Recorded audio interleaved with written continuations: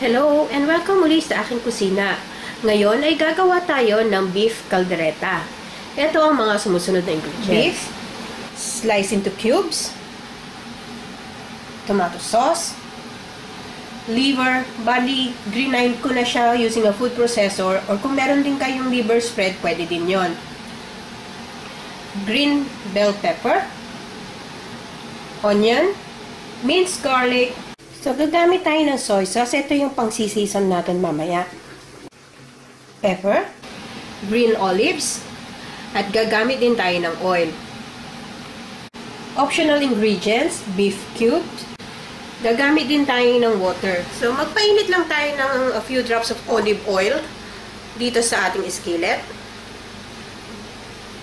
Then, painitin lang natin. So, ngayon mainit na yung ating oil, igigisa lang natin yung ating garlic. Gisa lang natin until golden brown.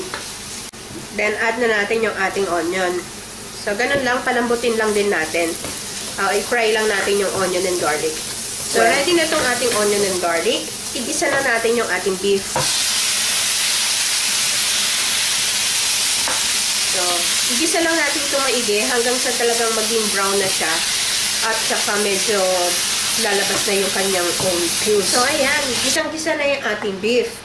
So, lumabas na yung juice niya. Wala akong nilagay na water dyan. Talagang juice lang ito ng beef. So, pwede na nating ilagay yung ating tomato sauce.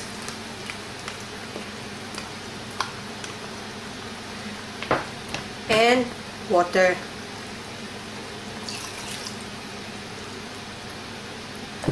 So, palambutin lang natin to hanggang sa, depende sa inyo kung anong gusto nyong tenderness.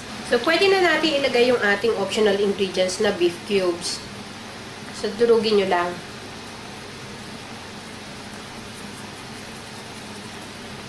Then, haluin natin. Ilagay na rin natin yung ating ground pepper.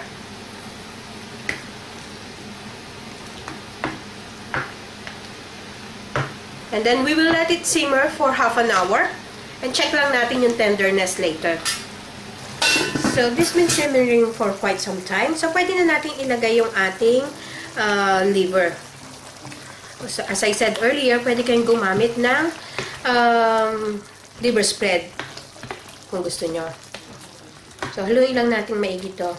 And then, continue to simmer it hanggang sa lumambot at saka lumapot na yung ating sauce.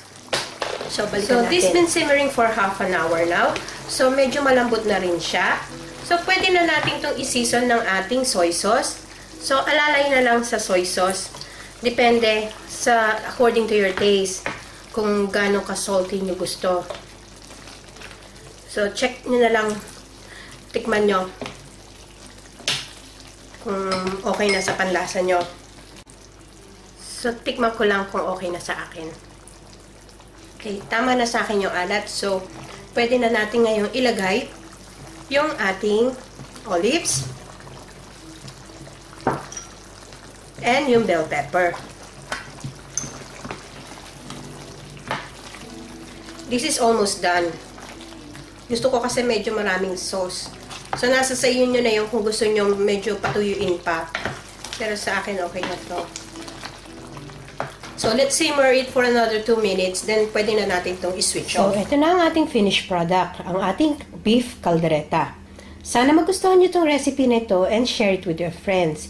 Hanggang sa susunod kong video, magkita-kita ulit tayo. Salamat! Bye!